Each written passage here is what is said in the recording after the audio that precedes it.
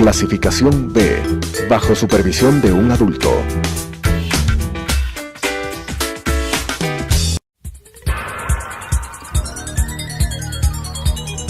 Las opiniones vertidas en este espacio por la producción y dirección del programa son de exclusiva responsabilidad de sus autores y de quienes intervienen en ellos.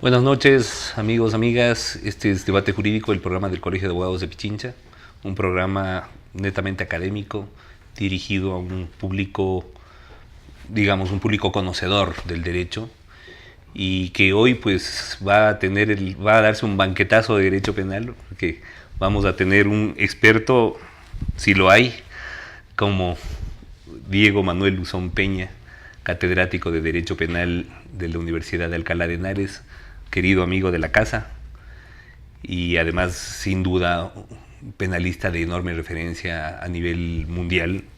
Y creo que no es, y no porque estés acá, pues, quienes te hemos seguido desde hace mucho tiempo y te hemos admirado desde tus obras, pues ahora que hemos tenido el gusto de compartir amistad ya por algún tiempo, ya son algunos años. Realmente para nosotros es un honor el tenerte aquí, Diego, así que muchísimas gracias por honrarnos hoy con tu presencia. Muchas gracias a ustedes, Ramiro. Es un auténtico placer para mí estar en tu programa, como lo es en general estar invitado siempre por ti, por cierto, en Ecuador y en la universidad, en el Colegio de Abogados de Pichincha, y tener contacto con el mundo jurídico y el jurídico penal ecuatoriano. Es un auténtico gusto para mí. Lamentablemente Ecuador es de los países latinoamericanos que he conocido en persona, más tarde. Pero bueno, nunca es tarde si la dicha es buena. Me ha encantado, me gusta muchísimo. Y estoy satisfechísimo, por tanto, a tu disposición. No, bueno. Y muy agradecido sobre todo por los elogios que son más que desmedidos. Más que justos y merecidos. Ya verán ustedes que no. Si hay alguien, además, de cuya erudición no se puede dudar, no, bueno, es de Diego.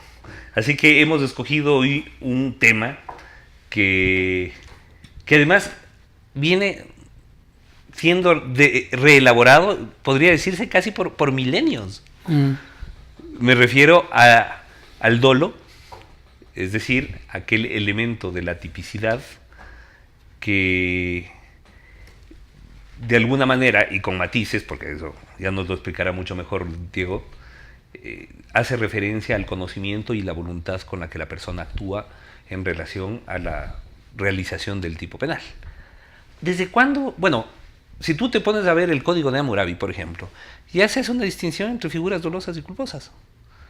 Por ejemplo, hay un artículo muy, muy interesante que establece sanción para el propietario de un toro bravo que, habiendo sido advertido, causare la muerte de una persona.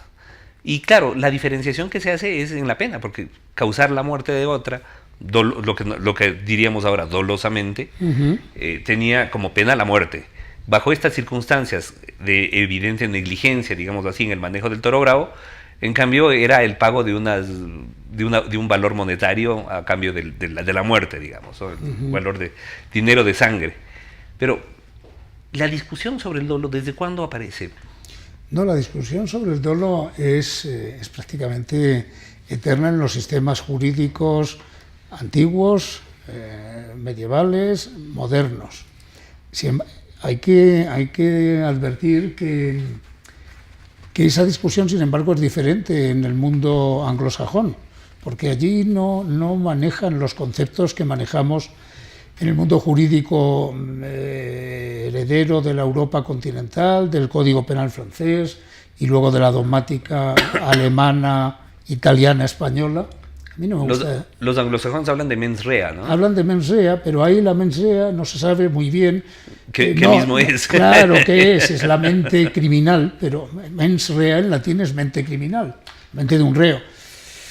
Y no se sabe muy bien si es lo mismo la dolosa que la gravemente temeraria, que la osada, en fin. Las culturas jurídicas un poco sensibles han intentado distinguir, con el ejemplo que tú has puesto del Código de Hammurabi, claramente entre el dolo y la imprudencia, el dolo y la culpa, porque la primera, la infracción dolosa, en derecho penal, significa que es consciente y voluntaria, una realización consciente y voluntaria de cometer el delito, y por tanto hay un enfrentamiento directo, por un lado, a la norma, una desobediencia directa y voluntaria a la norma, por otro lado, un enfrentamiento directo al bien jurídico del particular, o sea, los dos aspectos que subyacen en la antijuridicidad, ataque a los bienes jurídicos, que al mismo tiempo supone un ataque a la norma, porque si fuera un ataque a los bienes jurídicos justificado, no sería realmente una conducta obviamente antijurídica. Bien, en el caso del dolo es que hay esa conciencia plena y además también para la teoría mayoritaria, ahora voy a insistir sobre esto porque no... La gran polémica sobre el dolo es la de si basta con... La teoría mayoritaria considera que tiene que haber no solo conocimiento pleno, sino además voluntad, un mínimo de voluntad de realizar el hecho típico.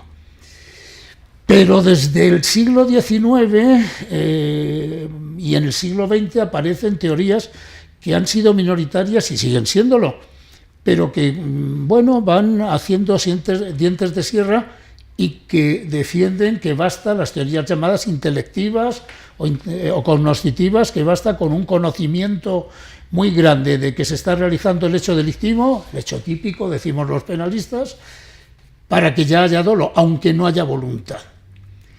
Bueno, y en cambio, pues la culpa, la negligencia, se supone, primero, que no hay voluntad, pero incluso para los que defienden posiciones del dolo más permisivas, que no requieren tanto, que no requieren voluntad, en la negligencia o culpa pues habría un conocimiento no pleno o una falta de conocimiento, como es el caso de la imprudencia inconsciente o culpa inconsciente o sin previsión.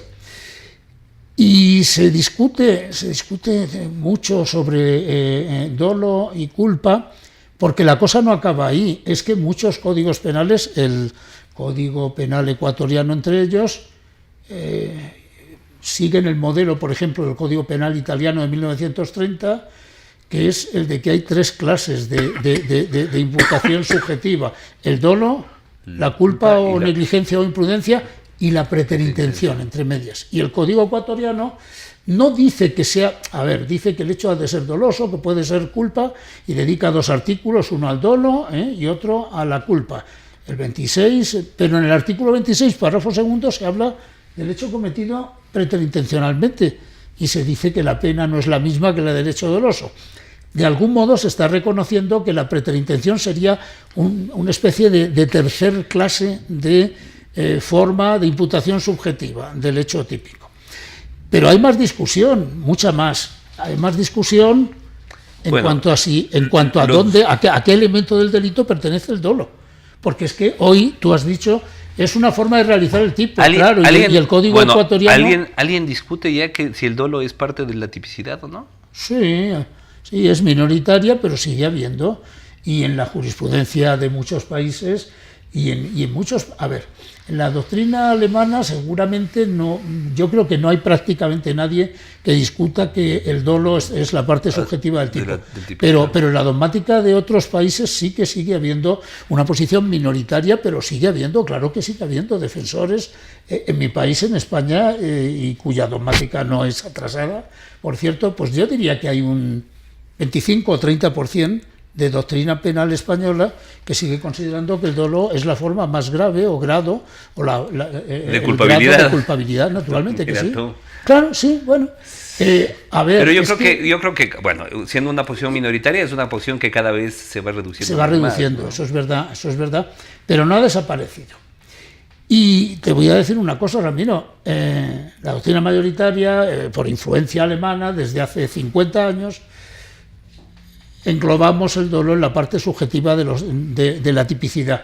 Bien, pero cuando se llega a hablar de los grandes principios del derecho penal, se dice uno de los grandes principios limitadores del derecho penal, del derecho punitivo y del jus puniendi es el principio de culpabilidad, cuya primera exigencia es no hay pena sin dolo ni culpa, o sin dolo ni imprudencia.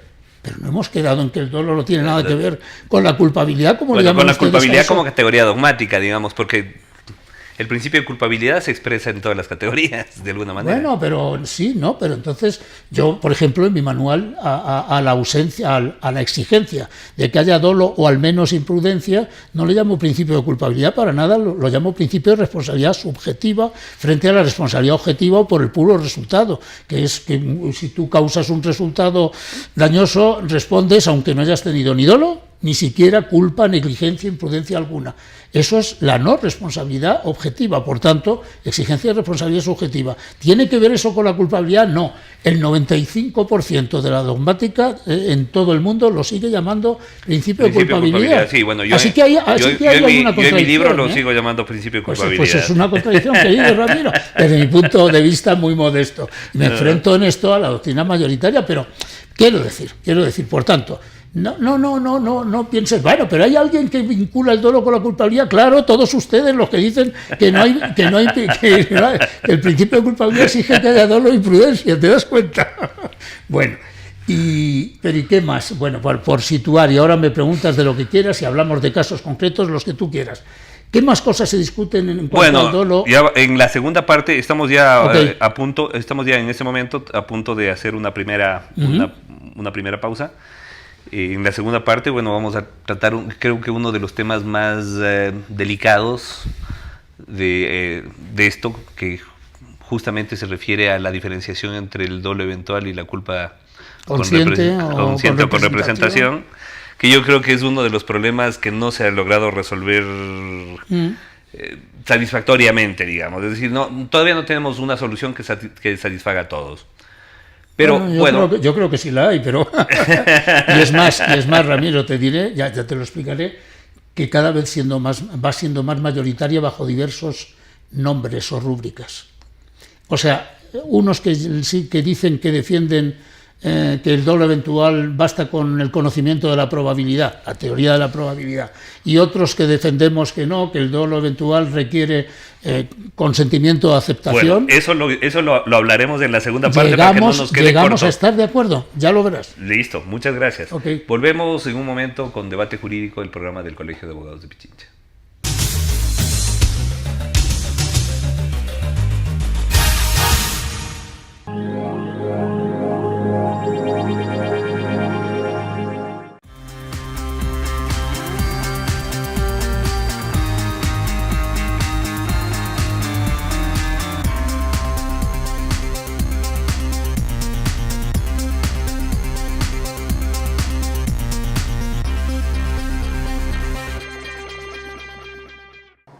Adriana, cancélame todas las reuniones. No voy a ir a la oficina.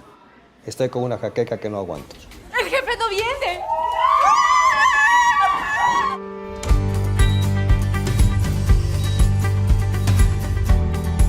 ¿Estás seguro? Salió bien. Muy bien. Bueno. Cuanto antes vayas a Ecuasanitas, más rápido te curas. La empresa de medicina prepagada que cuida de ti. Ecuasanitas. Es bueno estar sano.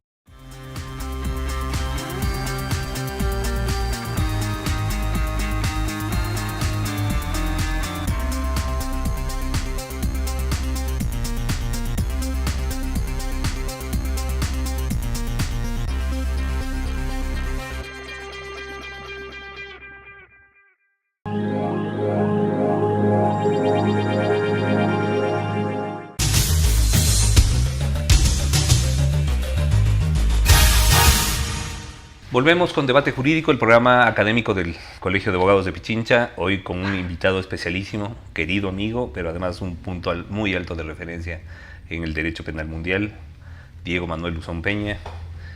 Además, alguien a quien lo seguimos muchísimo tiempo. Tu obra la sigo desde hace mucho. Yo trabajé mucho el tema de causas de justificación y creo que nadie que haya trabajado causas de justificación puede haber pasado por alto tu obra y tu aporte. Me parece que con Santiago Mires coordinaron ustedes un libro, fue un seminario. Un seminario y fueron varios volúmenes, ¿no? Hispano-germánico, hispano-alemán. Sí. Lo llamamos germánico porque a veces venían invitados austriacos o suizos germanoparlantes, pero no eran alemanes. Y ese seminario o seminarios luego daban lugar un año o dos cuando conseguíamos editorial, y no, bueno, más que editorial, cuando conseguíamos las ponencias de los ponentes bien hechas, por escrito, con notas. Un año o dos después aparecía un libro. Y entonces efectivamente hubo uno de los libros fue Causas de justificación y causas de atipicidad o de exclusión de la tipicidad en derecho penal. En este caso, aunque Santiago Mires es más antiguo que yo, y yo lo respeto siempre como mi referente, además es 2 años mayor que yo exactamente, en este caso el editor primero, el literario, el primero del libro, no es Santiago Mires Puig, es Diego Luzón Peña. Sí, porque, bueno, la razón era muy sencilla, porque el seminario fundamentalmente lo habíamos hecho en Alcalá, en mi universidad, y no en la de Barcelona. Aunque hubo años que hacíamos el seminario 2 días o día y medio en Barcelona y día y medio en Alcalá. Una locura, nos desplazábamos. No, ya me imagino, sí.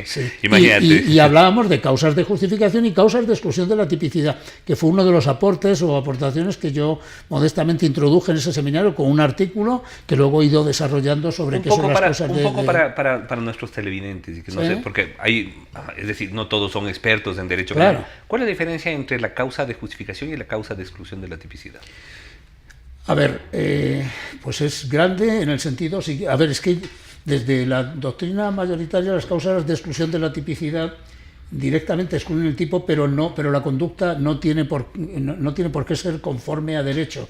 Y la doctrina mayoritaria considera que cuando hay una causa de tipicidad se excluye el tipo porque no hay realmente lesión o perturbación del bien jurídico. Eso es falso. Eso es falso. Hay causas de exclusión de la tipicidad poquísimas, en que no se perturba el bien jurídico, sino que se está haciendo uso de un derecho, de una facultad que deriva del bien jurídico. Por ejemplo, una persona mayor de edad, propietario de un objeto muy valioso, de modo muy raro y bastante absurdo, le viene un tercero que le han presentado, hombre, mujer, da lo mismo, le cae simpático, el tercero le dice: ay, me gusta mucho este carro tuyo, me gusta muchísimo un objeto que vale una millonada.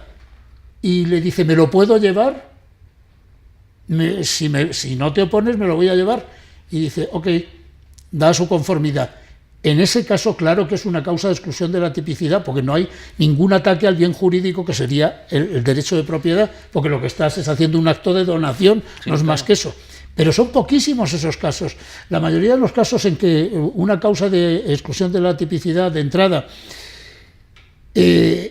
hace que la conducta sea típica y no hay que entrar en ponderación de intereses, que sería el campo de las causas de justificación, son supuestos de conducta socialmente adecuada, de adecuación social. Esa categoría que inventó Welzel, uno de los grandes penalistas, que ya está un poco olvidado, pero es uno de los grandes penalistas del siglo XX, sin duda, claro, el padre del finalismo. Bueno, yo creo que marcó un antes y un después, ¿no? Antes y un después. Y justamente, ya que estamos hablando del dolo, el dolo está en la tipicidad gracias a Welzel, sin ninguna duda. Contribuyó antes de Welzel English con un libro suyo publicado en 1931 que hablaba de Forsatz, Unverlässigkeit, dolo e imprudencia, que lo que dijo es: cuando una conducta no es ni dolosa ni imprudente, esa conducta no infringe ninguna norma jurídica, de modo que no es una conducta culpable, sino que es una conducta donde no hay hecho antijurídico, no hay injusto típico. Entonces, si el dolo y la imprudencia... Bueno, pero lo incluyeron como una especie de elemento negativo del... Claro, pero lo que estaba poniendo en la pista de que dolo e imprudencia tienen que pertenecer al tipo. Y tiene razón, si yo causo un daño de modo absolutamente fortuito, pero cumpliendo todas las normas de diligencia de la conducta peligrosa que estoy llevando a cabo, o de una profesión peligrosa, Yo no estoy infringiendo ninguna norma, estaré dañando un bien jurídico, pero no desobedezco ni infrinjo ninguna norma, no ataco al derecho, y por tanto tenía razón English. Bueno, luego eso ponía en la pista, que luego Belsel desarrolló con un montón de argumentos de que el dolo y la imprudencia pertenecen al tipo y no a la culpabilidad. Muy bien, pero bueno, pues Belsel crea la categoría de lo socialmente adecuado, y tiene toda la razón Belsel. Cuando una conducta es socialmente adecuada y al mismo tiempo el derecho no hay una regulación, hay algún caso rarísimo de discrepancia, que la sociedad dice esto está correcto, y como está correcto y como es correcto, es una conducta cotidiana, habitual. Por ejemplo, las operaciones quirúrgicas hechas con consentimiento y conforme a la lex artis de la cirugía, aunque tengan un resultado dudoso, aunque en cualquier caso impliquen la amputación de un miembro, pero si era absolutamente imprescindible, esas son conductas típicas, que lo que pasa es que están justificadas, como decimos la mayoría de los penalistas hispanos tradicionalmente, por ejercicio legítimo de la profesión médica. No, son conductas directamente atípicas, y por eso no se llevan a los tribunales, porque si no los cirujanos tendrían diariamente que pasar por el juzgado para demostrar que su operación... ¿Te das cuenta? Es que son conductas atípicas. Bueno, veo que sigues la posición de Roxin en cuanto considerar que el acuerdo y el consentimiento... No, que va. Yo tengo una teoría tripartita. ¿Sí? Es muy complicado y nos desviamos del dolo, pero en mí, no solo, en varios artículos... Cuando hablamos del Einwilligung y el Einverstanden, el acuerdo y el consentimiento... Roxin dice que todo el consentimiento excluye la tipicidad. La tipicidad, exactamente. Yo digo que hay casos de consentimiento. Yo hago una tripartición. Consentimiento que excluye la tipicidad de entrada porque la conducta no es relevante para el derecho en absoluto. Okay. Son casos poquísimos de ejercicio de un derecho de propiedad, o son casos más frecuentes de adecuación social. Más ejemplos de adecuación social, pues una conducta, el titular de un archivo informático de computador o de una grabación permite que un extraño, que no es nadie de su familia, no es de su círculo íntimo, entre. Esa conducta es atípica, no está justificada, es directamente atípica, porque es socialmente adecuada. Primer grupo de consentimiento que excluye la tipicidad. Segundo, hay casos de consentimiento que no es tan corriente ni habitual, ni lo hacemos a diario, y por tanto ya no es una causa de atipicidad de entrada, y que sin embargo excluye la antijuridicidad, es causa de justificación. Por ejemplo, en las lesiones para determinados fines, a pesar de que sean lesiones graves, se permite el cambio de sexo, se permite la extracción de órganos entre vivos. Ajá. Y eso no es una conducta atípica, no, es una conducta un poco rara. Una persona que dona un riñón o que dona una parte de su hígado y se queda solo con un trocito, esto es rarísimo. No, que esa no es una conducta atípica. Ahí lo normal es que se investigue qué ha pasado, pero es una conducta justificada si se cumple. Y la tercera clase de consentimiento, según yo, es aquellos consentimientos que no son jurídicamente válidos, pero que el tipo penal se conforma con un consentimiento fáctico con un mínimo de requisitos, y hay muchísimos. Y esto vale también para el fenómeno paralelo, que es la autorización oficial de la autoridad, que a veces no tiene que ser una autorización plenamente válida, sino que basta autorización de facto. Y la conducta en ese caso es penalmente atípica, solo se excluye la tipicidad penal, pero no es lícita como en los dos casos anteriores. Bueno, por tanto, y nos hemos desviado totalmente del dolo eventual, pero... Bueno, estamos dentro del tema de la tipicidad y sus barrios aledaños. Volvamos un poco al tema del dolo. Lo que tú quieras, dolo eventual. Sí. ¿Cómo diferenciamos dolo eventual con culpa consciente, con culpa con representación? Pues para la teoría mayoritaria... Primero, para nuestros televidentes. Dime, sí. ¿Cómo defines tú el dolo eventual? Pues el dolo eventual es una forma de dolo. Dolo para mí, para la teoría mayoritaria, es conocimiento y voluntad de realizar los elementos objetivos del tipo. No designio, como dice el código, lo siento, pero no estoy de acuerdo con la definición del Código Penal orgánico. Ecuatoriano es un desastre. No, es un desastre. Es el designio de causar un daño. No. Y en los delitos que no son de daño, sino de mera conducta, y en los delitos de omisiones que no hay dolo, claro que hay dolo. Bueno, el dolo es conocimiento y voluntad. Bueno, pues si esa es la definición de dolo, y eso vale sin la menor duda para lo que llamamos dolo directo, Dolo directo de primer grado, que es cuando tienes intención directamente de realizar la conducta típica, o dolo directo de segundo grado o indirecto o de consecuencias necesarias cuando tu objetivo, tu propósito es otra finalidad, pero necesariamente para conseguir tu finalidad tienes que realizar la conducta típica. En ambos casos es evidente que no basta con el conocimiento, que el sujeto quiere, por lo menos, como algo necesario, forzoso. Por lo menos aceptan como consecuencias necesarias. Pero necesario. Sí. Entonces, para más mí... o menos, un poco para graficar, claro, y entonces el dolo eventual... Ejemplo, si yo quiero matar a una persona con una bomba sí. en el auto y sé que van tres escoltas o 3 guardaespaldas más, yo sé que esa bomba va a matar a quien quiero matar, pero también va a matar a los otros 3. A los otros 3 o como mínimo 1 o 2 más. Así es. Y entonces lo acepto como consecuencia necesaria. Ok, en dolo directo entonces, y en dolo indirecto de cualquier clase tiene que haber voluntad. Ahora viene el dolo eventual. ¿Qué pasa en el dolo eventual? Entonces estás aceptando un dolo sin voluntad. No, pero ahora verás. En el dolo eventual, ¿qué es lo que pasa?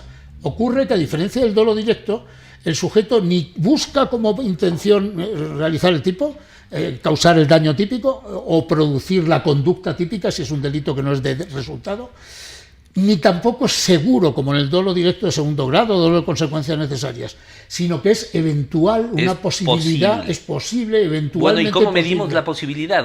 No, la posibilidad sí, bueno, con un juicio de pronóstico ex ante, pero eso es lo de menos. La cuestión es, para que sea dolo eventual y no imprudencia o culpa consciente, con representación, con previsión, ¿qué requisitos le exigimos al dolo? La teoría mayoritaria lo tenía muy claro, en principio, tiene que haber un mínimo de voluntad. ¿Y cuál es la voluntad? Aceptar la posibilidad que te representas de causar el daño típico. Si no lo aceptas, si no consientes, no habría dolo eventual, solamente habrá imprudencia consciente. Un ejemplo, un conductor va manejando un carro, un automóvil, y ve de pronto que viene, que delante, a una distancia de 50 metros, está cruzando la calzada un par de peatones y va muy deprisa y se va a acercar. Y hay, no seguridad, pero posibilidad muy clara de golpear y atropellar a alguno de ellos y lesionarlo, incluso matarlo, pero por lo menos lesionarlo. Y no le da la gana de reducir la velocidad. Si causa lesiones o si causa la muerte de uno de los 2 peatones, ¿es un delito de homicidio doloso, eventual, o solo es un delito de homicidio imprudente o culposo? Pues para la teoría mayoritaria, si el sujeto ha aceptado la posibilidad de atropellar y lesionar a alguno de ellos, será un delito doloso. Si no lo ha aceptado, sino que confiaba, rechazaba esa posibilidad, confió en su habilidad para esquivarlos, que es lo más normal en casos de circulación vial, en ese caso será un simple homicidio culposo o imprudente. Por el contrario, la teoría intelectual que se ha hecho no mayoritaria, sigue siendo minoritaria, pero se ha hecho fuerte. Pero se ha hecho muy fuerte, que es la teoría de la representación de la probabilidad, dice no. Lo de qué acepta o consiente el sujeto, eso es lo de menos. Lo que importa es que se haya representado no solo como simplemente posible, una posibilidad de un 5%, un 1%, como probable. Probable es a partir de un 40, un 50%, el que podría causar lesiones o causar la muerte. Y entonces si, por ejemplo, en el ejemplo para esa teoría basta con ese conocimiento de una probabilidad. Si en el ejemplo que estoy poniendo el conductor dice sí, como está muy cerca, no es simplemente posible, no es una posibilidad remota de un 10%, hay una posibilidad por lo menos 50-50, mitad y mitad, de que pudiera atropellar y golpear a alguno de ellos y causar lesiones. Para ellos ya es delito doloso y condenarán a este sujeto, a este conductor, como homicida o lesionador doloso. Y yo digo, no señor, si él confiaba, y ahí viene la cuestión, si él confiaba en su habilidad, en que podía esquivarlos, sigue siendo un negligente, no tiene dolo, porque si para las otras clases de dolo exigimos voluntad, también la tenemos que exigir. Lo que pasa, y con esto acabo, es que, en los últimos 15 años hay bastante acuerdo entre las dos teorías en que lo que no valen son los casos de personas que dicen yo confié en mi buena suerte o en la buena suerte para las víctimas y en que no iba a causar lesiones, daños, en que no iba a producir daños patrimoniales en una operación de alto riesgo. Eso nosotros lo reducimos aquí en el Ecuador a una frase: no ha de pasar nada. No ha de pasar nada. Bueno, pues todo depende. Si es una confianza meramente en Dios o en la buena suerte, eso no vale. A eso se le llama teoría restringida del consentimiento y se dice solo cuando es una confianza con un mínimo de fundamento racional, entonces se excluye el dolo, si no, no. Diego, muchísimas gracias. Podríamos hablar días, no solo horas, contigo. Realmente es una delicia poder intercambiar criterios de dogmática penal y de derecho penal y en general de cualquier cosa contigo. Muchísimas gracias por estar acá. Un honor haberte tenido en Debate Jurídico. Muchas gracias. Para mí es un placer debatir siempre contigo. Amigos, amigas, volvemos la próxima semana. Las opiniones vertidas en este espacio por la producción y dirección del programa son de exclusiva responsabilidad de sus autores y de quienes intervienen en ellos.